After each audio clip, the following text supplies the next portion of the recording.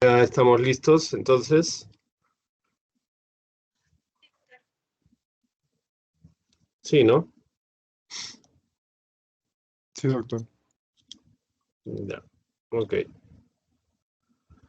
Entonces, empezaremos.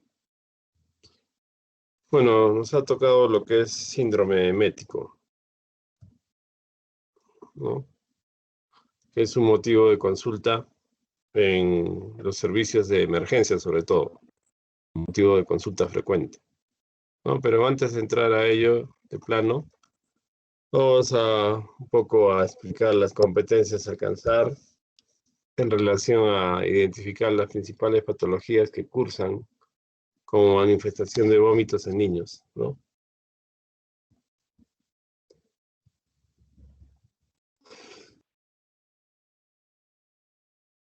Ya.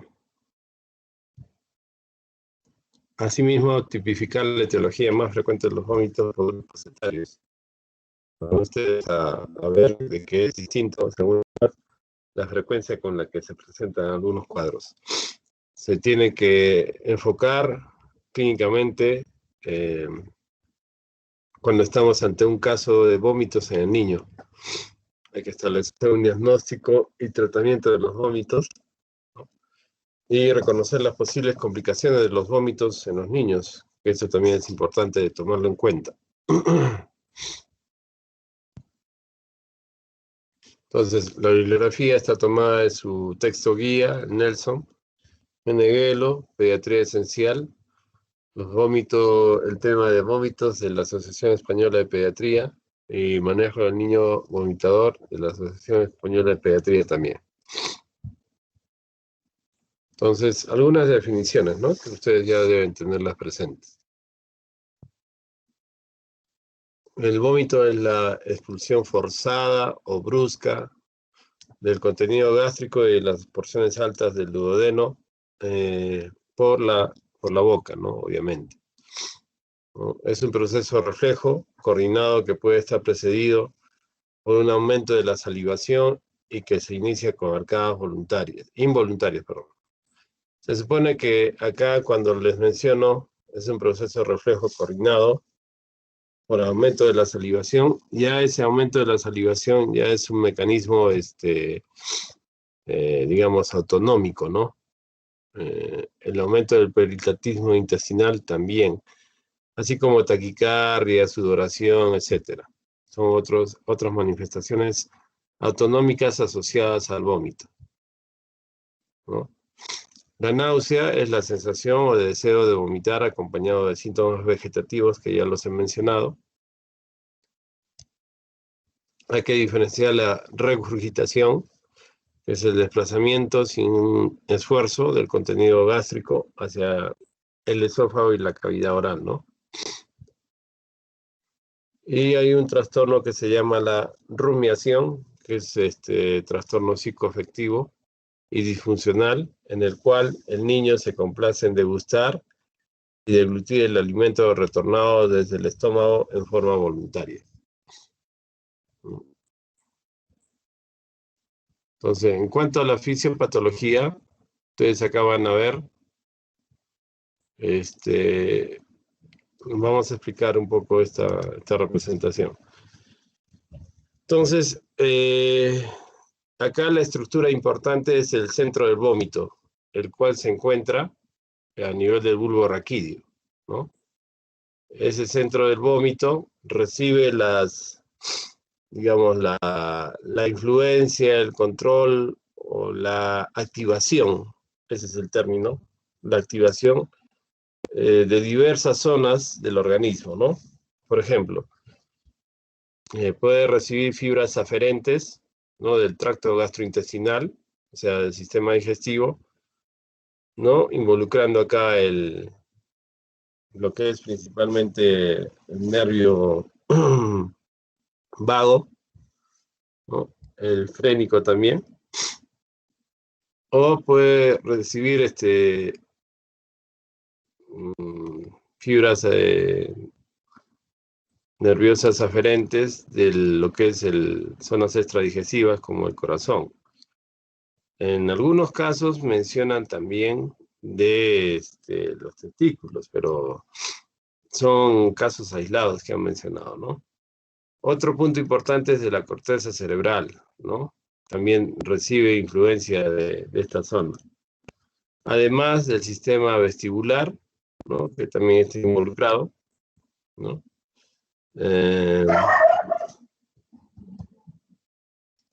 Y hay una zona que actúa en coordinación con lo que es el centro del vómito, que es la zona gatillo quimio receptora, ¿no? Que está ubicada en el cuarto ventrículo, donde principalmente existen receptores de serotonina y de dopamina, ¿no? Eso para que tengan en cuenta por qué se usan algunos medicamentos en el control de vómitos, ¿no? El centro del vómito también tiene receptores de histamina, receptores muscarínicos, ¿no? De neuroquinina y de serotonina, como está indicado, ¿no? Entonces, esos son los centros que activan, ¿no? Y que tienen influencia sobre, esas son las zonas que tienen influencia o activan el centro del vómito, ¿no? Recordarles también de que en una definición se podría traducir la arcada, la que estaba pendiente, la arcada como si fuese una respuesta motora, ¿no? Ya aparentemente algo distinto a las náuseas, ¿no? Pero muchas veces se considera lo mismo, ¿no? La náusea es el deseo de vomitar principalmente. Entonces, continuamos. Continuamos y acá vamos a tener un poco las fases del vómito, ¿no? Las fases del vómito, ustedes van a encontrar tres fases. Una fase de preeyección, donde hay una relajación gástrica, una retroperistalsis. En vez de ir el peristatismo hacia abajo, desde el esófago hacia el estómago, hacia el intestino delgado, va hacia arriba, ¿no? A partir de la relajación gástrica, las ondas van, digamos, en sentido contrario. Esta fase de arcada, que es la fase, para algunos, motora en sí, ¿no? Viene dada por la contracción rítmica de cuatro estructuras, ¿no? A nivel de la zona de la hipofaringe, ¿no? A nivel de la pared abdominal y el uso del diafragma y los músculos intercostales, ¿no? Esa es la zona involucrada predominantemente musculatura, ¿no? Y es la fase eyectiva, donde hay una contracción más manifiesta o persistente de la musculatura abdominal y hay una relajación del esfínter faringoesofágico, ¿no? Con la expulsión del contenido gástrico. Principalmente gástrico, ¿no? Porque también puede ser de partes más inferiores, ¿no? Pero principalmente gástrico, ¿no? En cuanto a la etiología de los vómitos, acá es muy importante tener en cuenta lo que son la edad. La edad es muy importante porque hay algunos cuadros que son más frecuentes y predominan según el grupo etario. Entonces, acá se pueden dar situaciones fisiológicas. En las situaciones fisiológicas ustedes pueden tener de que después de un episodio de una hipoxia perinatal o de sufrimiento fetal agudo, los niños puedan requerir un tiempo de adaptación para aceptar o realizar el tránsito intestinal adecuadamente, ¿no? En otras situaciones, por ejemplo, cuando hay deglución de sangre materna, lo que ocurre es que se produce una irritación de la mucosa gástrica, lo que produce finalmente es una gastritis, ¿no? Que es transitoria también, ¿no? En otras situaciones están los errores en la alimentación, ¿no? Ya sea en la cantidad, en demasía o concentración elevada de la fórmula preparada. Las infecciones son también, sobre todo en los recién nacidos, ¿no? Una manifestación frecuente que se asocia con vómitos. Pero lo que es predominante en el periodo de recién nacidos son las anomalías obstructivas gastrointestinales, ¿no? Principalmente congénitas. Acá está atresia duodenal, ¿no? A la cabeza. También el reflujo gastroesofágico está pendiente acá o está presente, ¿no? Tenemos también las alergias o intolerancias a las proteínas de leche de vaca en las fórmulas que reciben los recién nacidos. Se pueden encontrar errores innatos del metabolismo, ¿no? Acidemias o trastornos del ciclo de la urea, etc. Enfermedades neurológicas, ¿no? Como hidrocefalia, hipertensión. Enfermedades renales como uropatía obstructiva, insuficiencia renal, son manifestaciones que se asocian, son cuadros que se asocian a lo que es vómitos, ¿no? También vemos lo que es en el periodo de recién nacido, ya lo había mencionado, los vómitos transitorios por las causas que referí. Otras afecciones del tracto digestivo vendrían a estar dadas por las atresias del esófago, ¿no? Una obstrucción duodenal congénita, la mal rotación intestinal, todos trastornos congénitos, ¿no? Atresia duodenal, salvo el ilio meconial, ¿no? El ilio meconial, bueno, más se asocia a la fibrosis quística, pero puede ser que haya una falta de eliminación del meconio y por diversas causas, y esto pueda producir un cuadro de una suboclusión o pseudo obstrucción intestinal, ¿no? El megacolon congénito o enfermedad de Hirschsprung es una enfermedad que se puede detectar no solo en el recién nacido, sino es en forma más frecuente de recién nacido, sí, pero también se puede detectar a otras edades, ¿no? Caracterizado principalmente por constipación. Y es donde hay esa falta de la inervación del plexo de Meissner y Auerbach, ¿no? Entonces no hay una adecuada inervación de esa zona, cursando con un problema en la peristalsis. Otros procesos extradigestivos que se pueden presentar son alteración del sistema nervioso central, los procesos infecciosos generalizados, sepsis principalmente, y las metabolopatías. En los niños de 3 semanas a 4 años, otras situaciones que se pueden encontrar son los problemas fisiológicos, ¿no?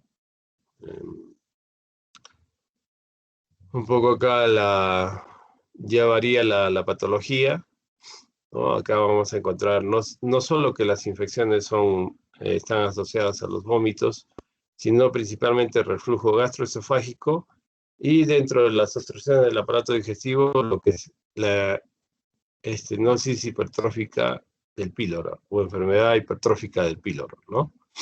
Donde por alguna causa, hay un engrosamiento de la musculatura a este nivel que es el píloro. También puede haber cuerpos extraños esofágicos, ¿no? Hernia inguinal, puede haber invaginación intestinal, ¿no? Enfermedad de Hirschsprung. Otros cuadros menos frecuentes, apendicitis, peritonitis, intoxicaciones, problemas neurológicos, tumorales, ¿no? Edema cerebral por los traumatismos, por los TEC, enfermedades metabólicas, ¿no? Como ya lo mencioné, insuficiencia suprarrenal aguda, diabetes mellitus y errores innatos de metabolismo también serían otros cuadros que se presentan. Bueno, en niños de mayores de 4 años ya va cambiando estas patologías y vienen a predominar entonces las infecciones, ¿no? A la cabeza, apendicitis, ¿no? O hay otras enfermedades gastrointestinales, ¿no? Gnosis esofágica adquirida, reflujo gastroesofágico, cuerpo extraño esofágico, úlcera péptica, hemorragia digestiva, pancreatitis, hepatitis, enfermedad de Hirschsprung, entre otros. O puede haber obstrucción del aparato digestivo ya por causas adquiridas, ¿no? Por ejemplo, bridas y adherencias, malrotación intestinal con o sin vólvulo, ¿no? Intususcepción, patología quirúrgica propiamente dicha, apendicitis, peritonitis, enfermedades neurológicas, ¿no? Cinetosis, que es vértigo, mareo, cuando sobre todo están en un vehículo y sienten esta sensación, ¿no? Enfermedades metabólicas, enfermedades renales, intoxicaciones, problemas ya de tipo psicógeno, ¿no? Trastornos del comportamiento alimentario, más que todo en adolescentes, ¿no? Entonces, ¿hay algunas características de los vómitos a tener en cuenta? Sí, ¿no? Si estos vómitos tienen, en cuanto a cantidad, son abundantes, hay la probabilidad mayor de que puedan producir deshidratación y tener una causa más grave, ¿no? En cuanto a la evolución, pueden ser de tipo progresivos, no progresivos, recidivantes. Cuando son progresivos, se asocian con más frecuencia con patología grave, ¿no? Puede ser un debut diabético, una obstrucción intestinal o una hipertensión endocranial. Cuando son no progresivos, generalmente no indican patología orgánica grave. Esto puede ser principalmente reflujo gastroesofágico, ¿no? Y recidivantes, aquellos que tienen un comportamiento que hay un periodo de, digamos así, de alteración y hay periodos normales, ¿no? Alternan más o menos con esto. Entonces acá a la cabeza están los vómitos cíclicos. Malrotaciones intestinales, bueno, que no se den en forma completa, ¿no? Esa es malrotación. Trastornos metabólicos congénitos, esto sí, porque puede haber etapas o puede haber, digamos así, desencadenantes de una descompensación, sea por infecciones, sea por estrés, sea por ayuno. Entonces, ahí sí pueden volver a presentarse los cuadros en forma florida y manifestarse, ¿no? No estar controlados. Caso de la diabetes mellitus. Cuando esto se acompaña, el esfuerzo también es importante tomarlo como característica. Y acá hay que diferenciar de la regurgitación que les mencioné, que no es en sí, no hay un esfuerzo para vomitar, ¿no? Es una salida del contenido gástrico sin mayor esfuerzo, sin mayor arcada, ¿no?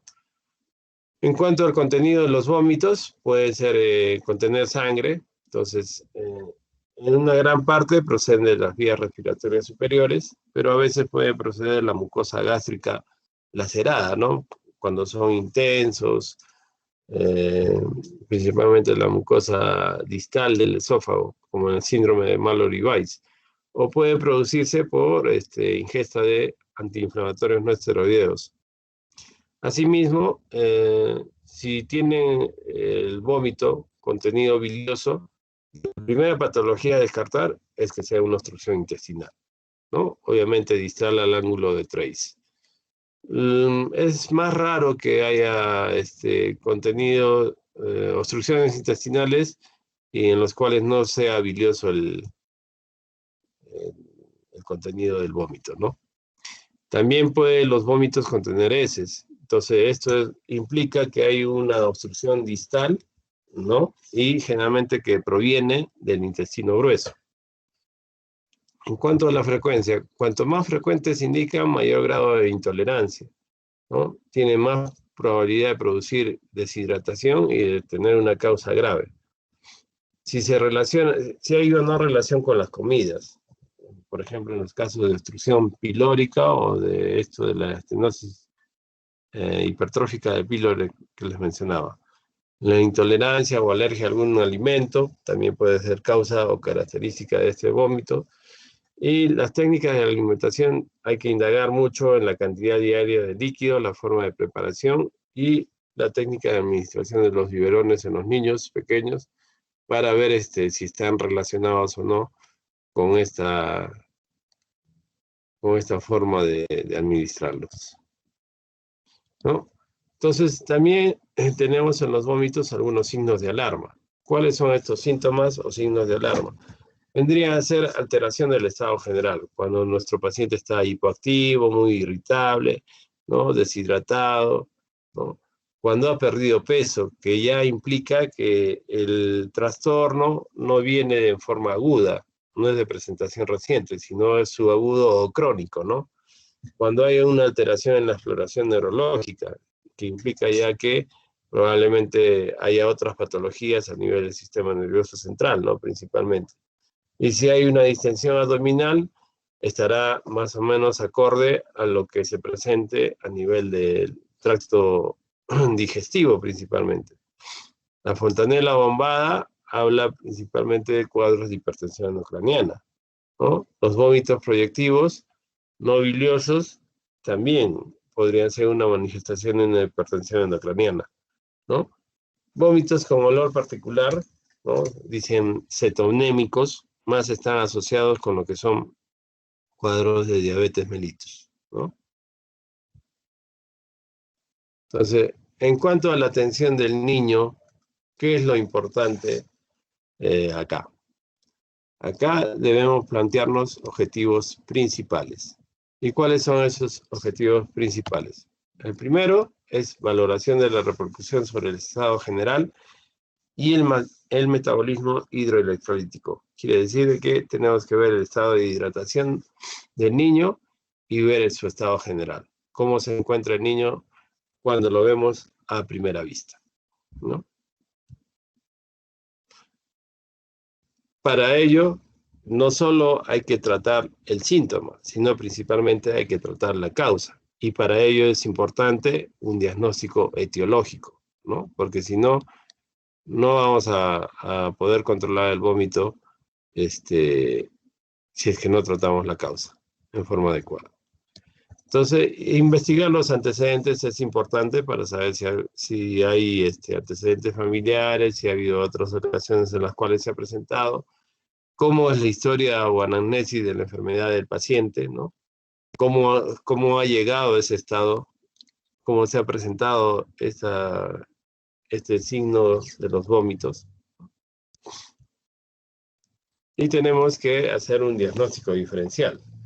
Entonces, dentro de las causas graves de vómitos en la infancia se encuentran las patologías abdominal de tipo quirúrgica o la patología abdominal de tipo no quirúrgica, o sea, de manejo médico. La hipertensión e infección intracraneal, los estados infecciosos generalizados como la sepsis y los trastornos metabólicos graves, ¿no? Esas son las causas graves de vómitos en la infancia. Entonces, vamos a ver por grupo etario, más o menos vamos a tocar unas 2 patologías, ¿no? Entonces, en cuanto a vómitos y patología abdominal quirúrgica, ¿no? Entonces, en el periodo de recién nacido, las malformaciones del aparato digestivo están a la cabeza, ¿no? ¿Cuál es lo más frecuente? Probablemente la atresia duodenal, ¿no? Sea la más frecuente. Adicionalmente, puede haber malformaciones extradigestivas que puedan producir vómitos, sí, ¿no? Onfaloceles, estrofia vesical, etcétera, ¿no? En la edad de 3 semanas a 4 años, a la cabeza, ¿quiénes están? Invaginación intestinal, ¿no? O cuadro de intussuscepción, en el cual una asa delgada se mete dentro de otra, ¿no? O a nivel de la región ileocólica se da esta invaginación intestinal. Y la estenosis hipertrófica del píloro, que ya la vamos a desarrollar. Y en los mayores de 4 años a la cabeza apendicitis, hibridías y adherencia que puede dar un cuadro de obstrucción intestinal, ¿no? En la estenosis hipertrófica del píloro. ¿Cuándo se da este cuadro? Ya les he dicho que es el aumento, o les he mencionado que es el aumento de la capa muscular de esta zona del píloro, ¿no? Que se presenta más frecuentemente en varones, ¿no? Algunos dicen que son los primogénitos, algunos, y se caracteriza por presentar vómitos biliosos después entre las 3 semanas y las 6 semanas, ¿no? De vida. Los vómitos alimenticios obviamente son lácteos, ¿no? Y se caracteriza porque el niño toma o ingiere la leche e inmediatamente la regresa. Pasa el episodio y otra vez tiene hambre, ¿no? No es que no, ya no quiera comer, ¿no? Sino que tiene hambre. Puede provocar estos vómitos, si son en buena cantidad, alteraciones electrolíticas, sí. Principalmente una alcalosis metabólica hipoclorémica, ¿no? También pierde un poco de potasio, ¿no? Que eso es lo que hay que corregir. ¿Puede haber estancamiento ponderal? Obviamente que sí. Y el diagnóstico se hace principalmente por la ecografía. Nosotros podemos observar en el examen clínico una distensión de la zona del abdomen superior, ¿no? Con el signo de la oliva, ¿no? Y en la ecografía hay el signo del doble riel, ¿no? Que es la manifestación de la hipertrofia.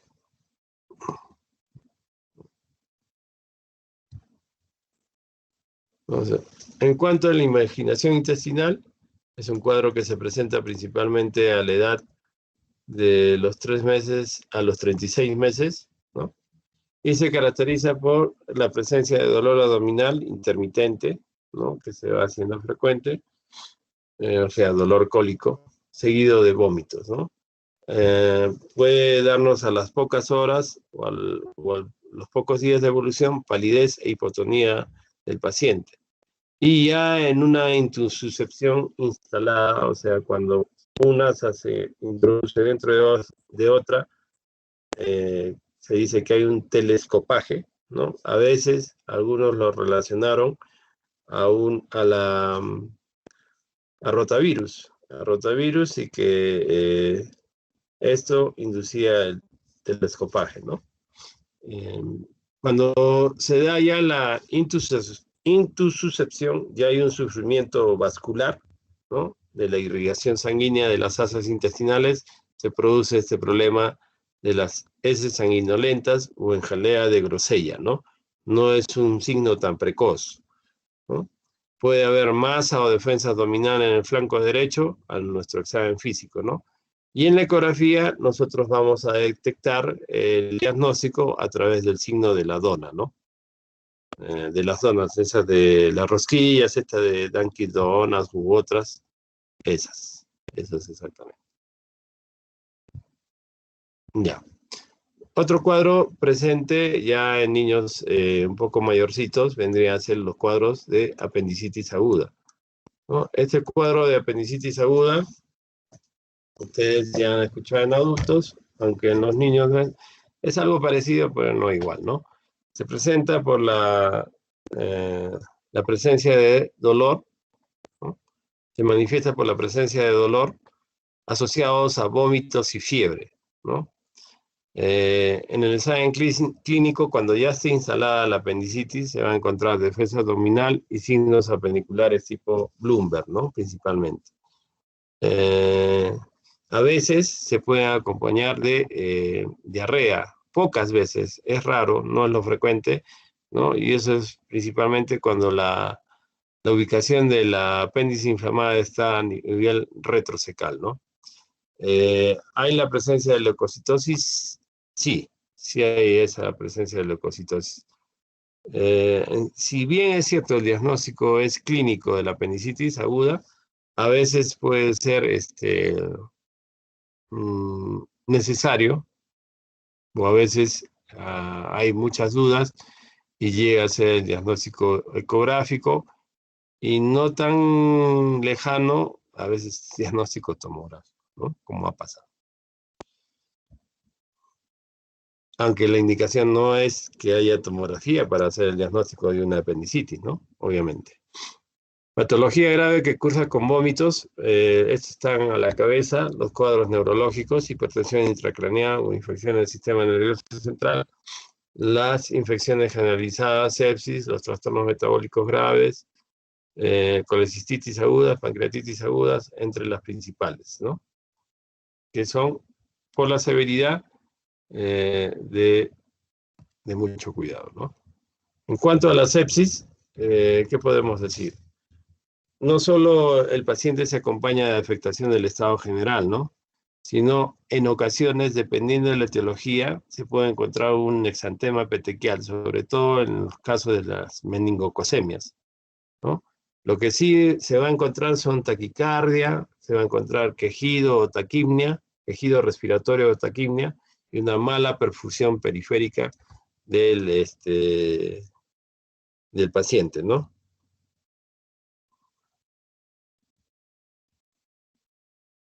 Entonces, en los trastornos metabólicos graves, acá vienen otras patologías que se caracterizan por presentar alteración del estado general, deshidratación a la cabeza. Esto es muy importante que lo tengan presente. Hay cuadros de deshidratación que se asocian, severos, ¿no? Vómitos progresivos, ¿no? Y pérdida de peso, que ya les expliqué que esta no es que sea de corta instalación, sino es una evolución subaguda o crónica. En los cuadros de colecistitis aguda, ustedes van a encontrar, además del dolor en hipocondrio derecho, vómitos biliosos, fiebre y se puede acompañar de ictericia. O sea, en físico van a encontrar un dolor y masa dolorosa en hipocondrio derecho, ¿no? Los exámenes auxiliares se puede encontrar leucocitosis y pruebas hepáticas alteradas. El diagnóstico, obviamente, se confirma por la ecografía, ¿no? Causas no graves de vómitos. ¿Cuáles son esas causas? ¿No? Están las gastroenteritis a la cabeza, ¿no? Las EDAs, como se le conoce, es muy frecuente que sea de tipo viral, ¿no? A veces es de tipo bacteriano, pero más frecuente es de tipo viral, donde hay cuadros de intolerancia digestiva leve, ¿no? Y generalmente lo que se trata es de buscar los signos y síntomas de origen de la infección para tratarlos, ¿no? Comprobar si es que hay infección bacteriana, o es una infección viral, o es una diarrea producida por toxinas, o eso principalmente, ¿no? Otras causas de vómitos no graves, ¿no?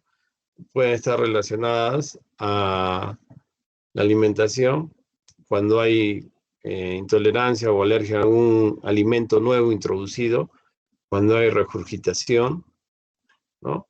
En las afectaciones digestivas ya estaban mencionadas las gastroenteritis, también las hepatitis, los cuerpos extraños, ¿no? Las hepatitis que no solo pueden ser de causas virales, ¿no? También puede ser de causas medicamentosas, ¿no? Y afectaciones neurológicas, ustedes van a encontrar acá los que tienen antecedentes de migraña o los que sufren vértigo, ¿no? Afectación renal a la cabeza, litiasis renal, infección urinaria y las alteraciones psíquicas o psiquiátricas, como los trastornos alimentarios, ¿no? Anorexia, bulimia, etc.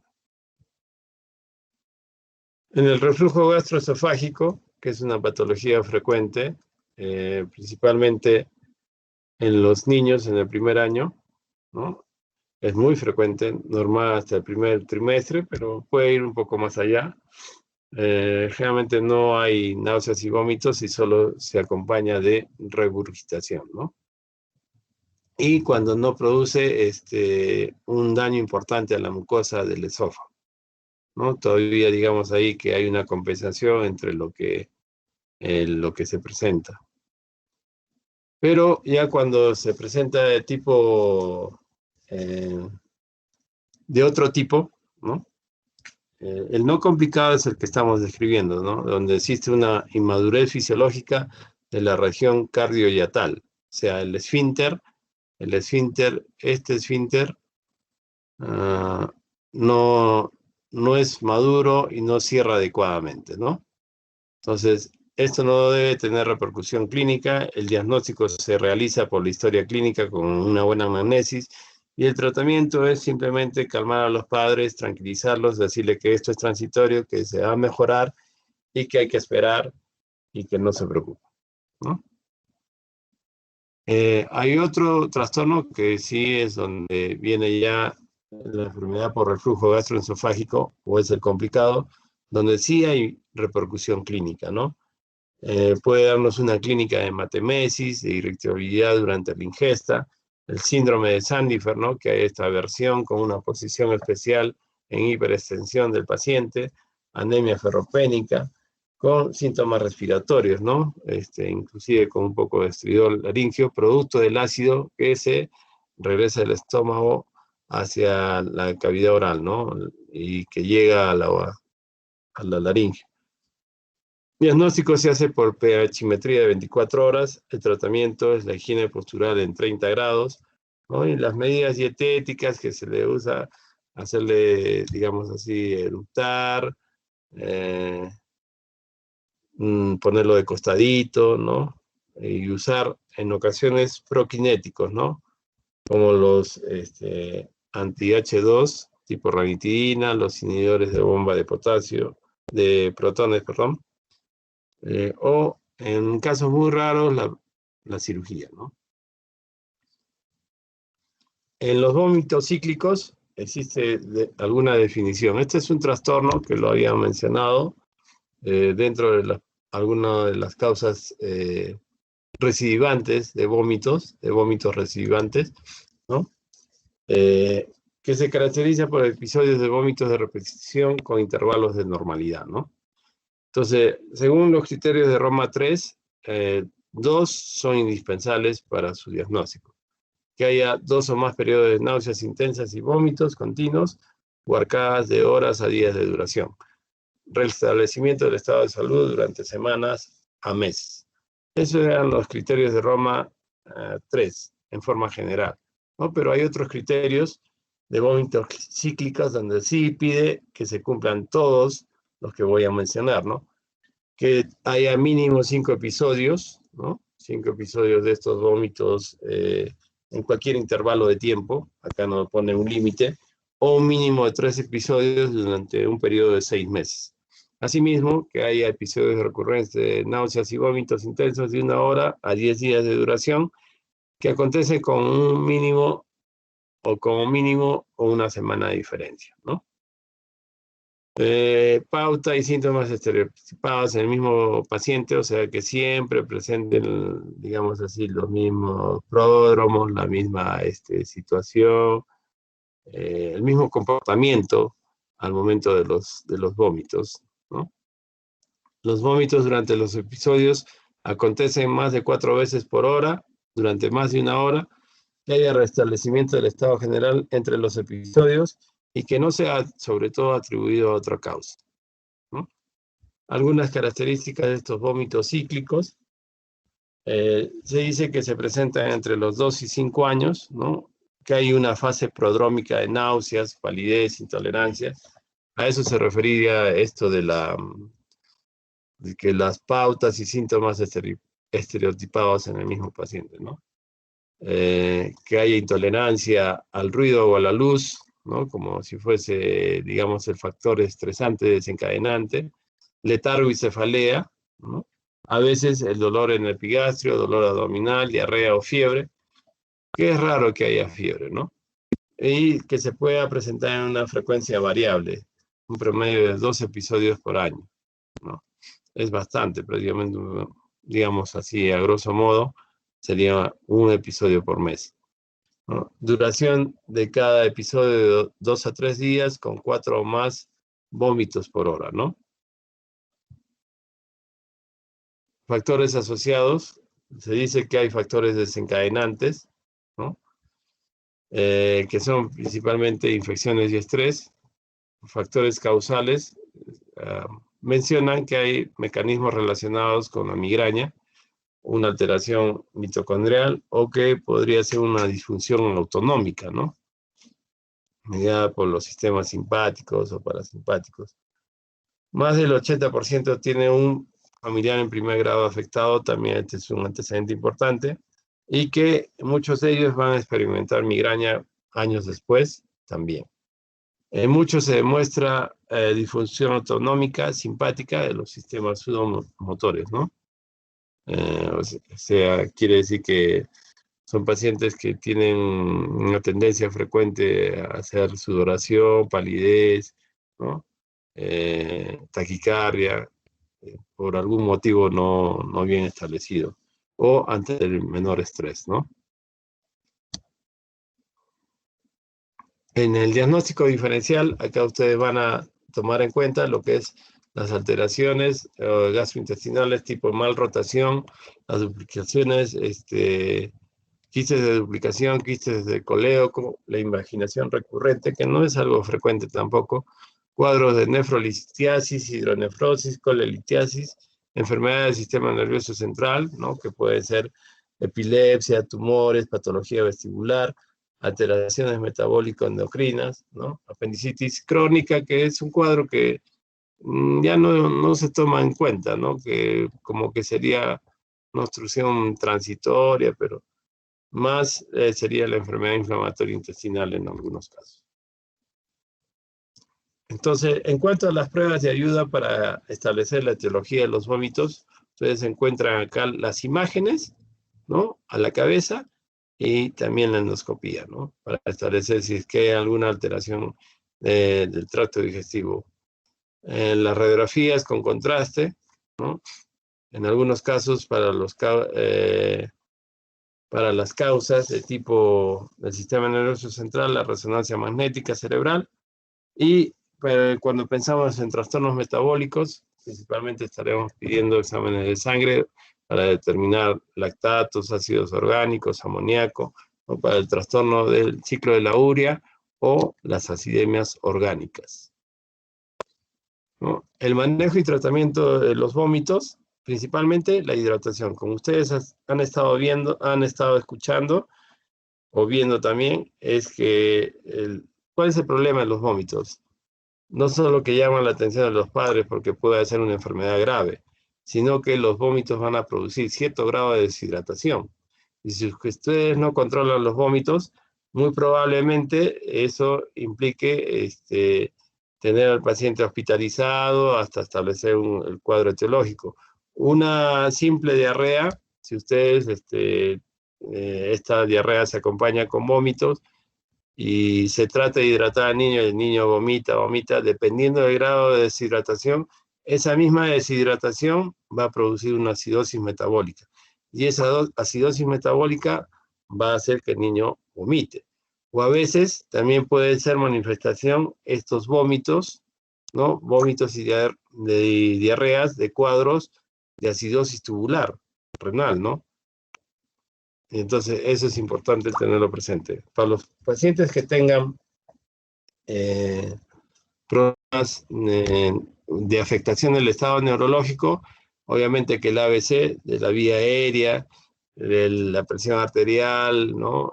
El nivel de conciencia es básico establecerlo desde el inicio. El ondansetron, que es un antiserotoninérgico, que se usa, un cinquito, por favor, un cinquito.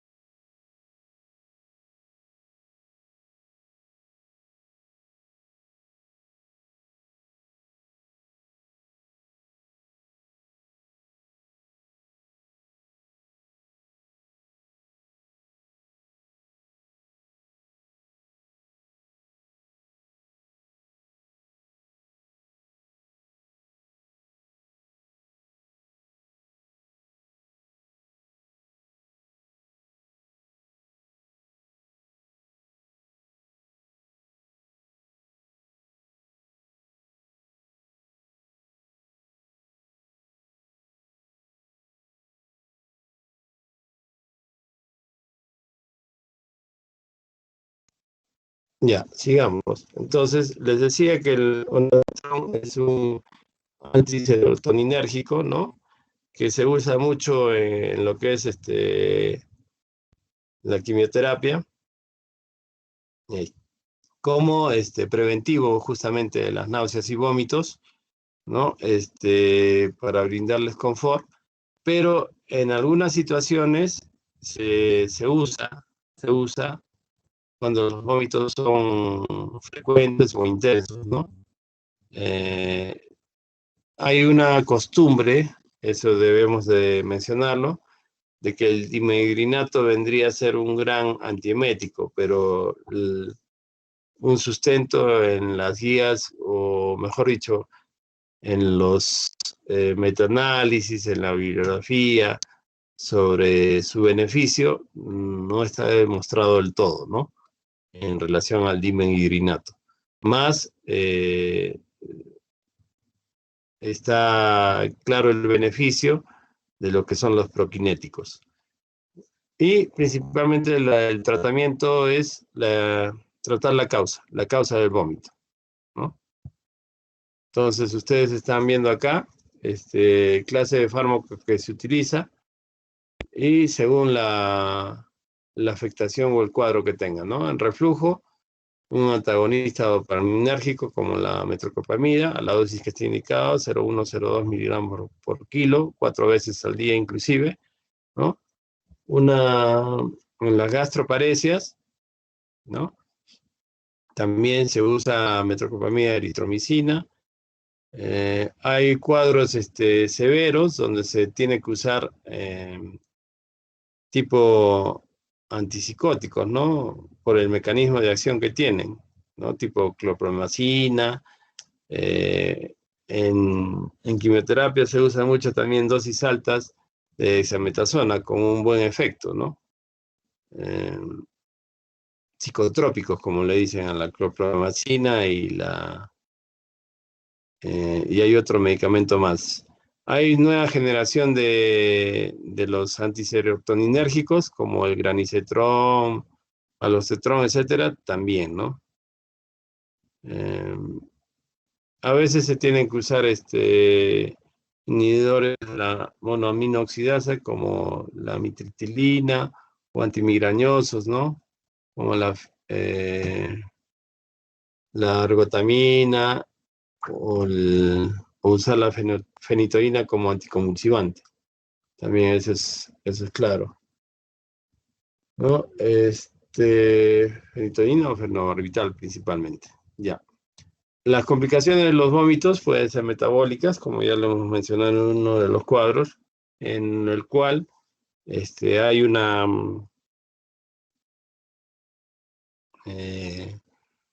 pérdida importante de cloro, ¿no? De cloro en los vómitos y también de potasio, un poco menos de sodio, ¿no? Hay una complicación nutricional, obviamente si es que está vomitando en forma frecuente, no hay un buen aporte de nutrientes, ¿no?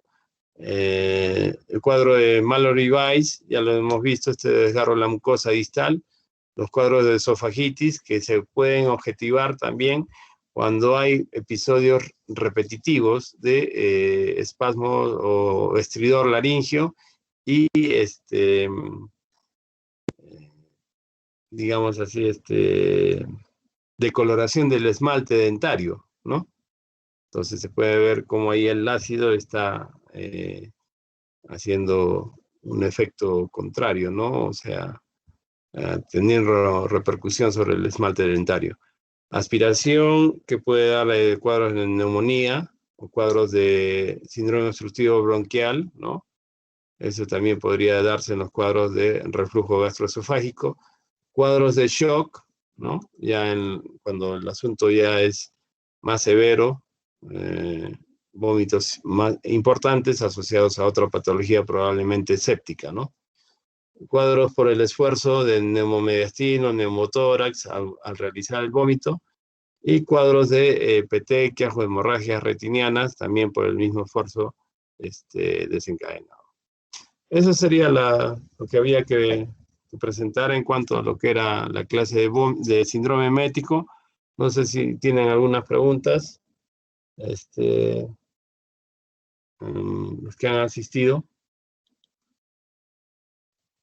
De los 38 que empezaron, han terminado solo 30. No sé si tienen alguna pregunta, ¿no, chicos? Si no, daremos por concluida la clase.